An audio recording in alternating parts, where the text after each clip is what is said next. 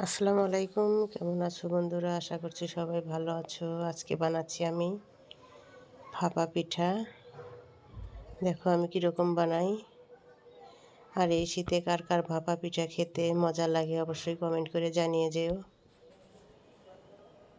নারকেল দিয়ে আর পাটালি গুড় দিয়ে আমি ভাপা পিঠা বানাচ্ছি। এখানে নিয়ে নিয়েছিলাম গুড় আর নারকেল আর গুঁড়াটা আমি আগেই সেঁকে রেখেছিলাম। এই দেখো, এবার আমি প্রথমে দিয়ে দিচ্ছি একটু গুঁড়া, তারপরে দিয়ে দিচ্ছি নারকেল গুড় দিয়ে এখানে একটা চুলায় পানি গরম দিয়ে দিয়েছি পাতিলে। দেখো ওর ভিতরে আমি দিয়ে দিলাম, দিয়ে বাটিটা তুলে নিলাম, নিয়ে এরকম করে ঢাকা দিয়ে মুড়িয়ে রাখলাম। মুড়িয়ে রেখে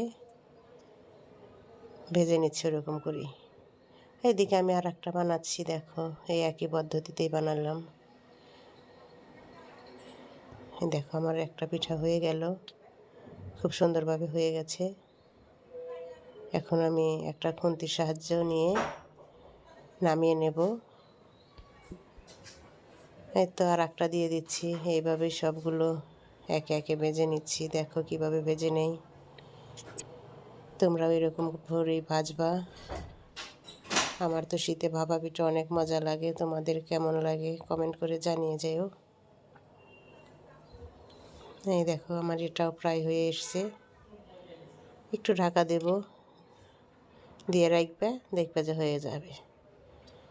এরকম করে দেখো আমি সবগুলো পিঠে ভেজে নিচ্ছি।